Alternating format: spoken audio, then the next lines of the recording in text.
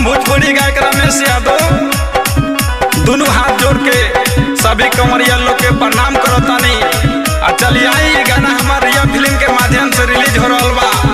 एक सहयोगी बारे हमारे रोमन जी और वे हमने के निर्माता तेज नारायण जी बारे। आई रहुआ लोग सुनी और प्यार दुलार अपन बनाई। जय बाबा भोलेनाथ।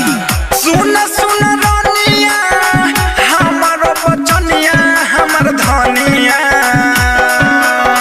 जहनी जई देवा घर ना गोरिया नु रानिया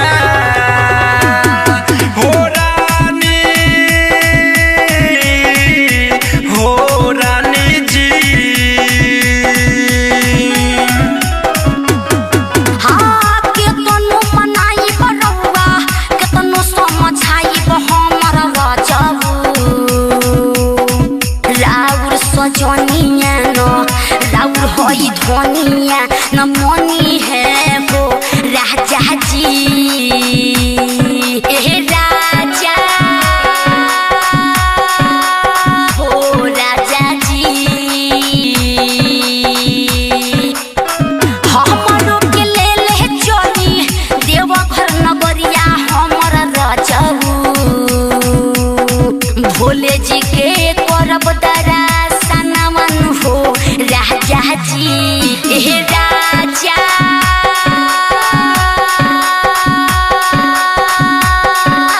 ए राजा जी मान जाए धनिया देवघर गोरिया दूर के धनिया हमर रानिया थक जाई तो हरो शरीरिया नु हो रानिया हो रानी जी। कहरब दर्शनवा पूजब भोला के चरणवा हमर रजबू चलब रउए संगमा हो राजा जी। ए राजा हो राजा हो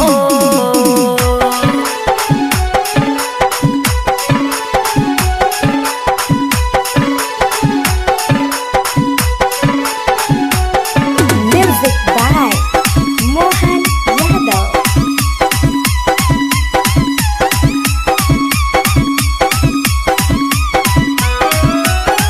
भूखब हम सुमारी जाइबो भोला के दुआरी हमर रजबू पूरा पैसा पनमन हो राजा जी। ए राजा हो राजा जी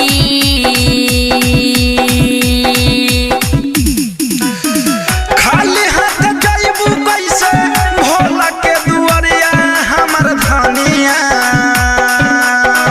लागल बन कवनो नो करिया नु हो रानिया ओ रानी हो रानी जी।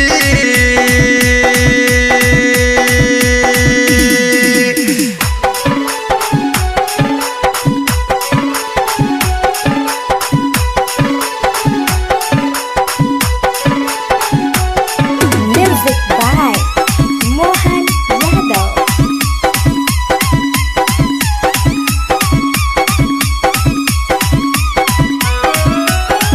आशा राज विपेंद्र सुनो रमेश के बचनवा हमर रजबू भोले बाबा दिहे दर्शनवन हो राजा जी। ए राजा हो रजबू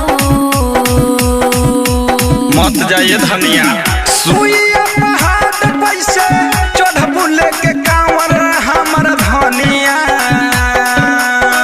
पहड़ जाई गोड़ावा में छालावा नु हो रानिया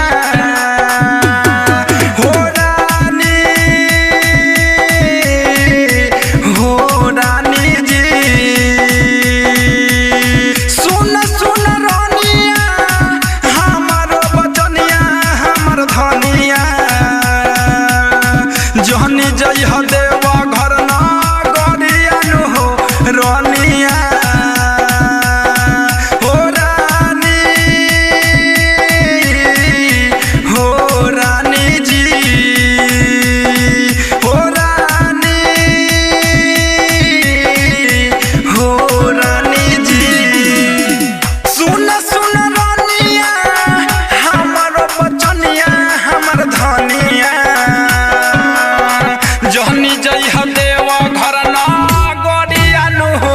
रानिया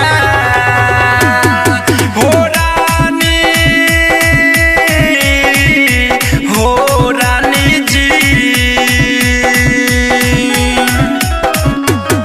हाँ केतनो मनाई बरौआ केतनो समझाई हमर रजबू राउर सजनिया न राउर हई धनिया न मनी है वो राजा जी राजा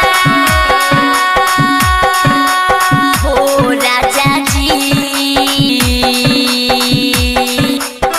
हमरो के ले ले चली देवघर नगरिया हमर रजबू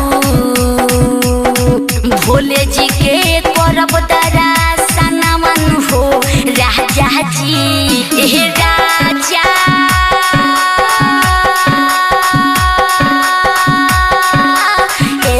राजा जी। मान जाइए धनिया। Recording by KCP music Dhaka.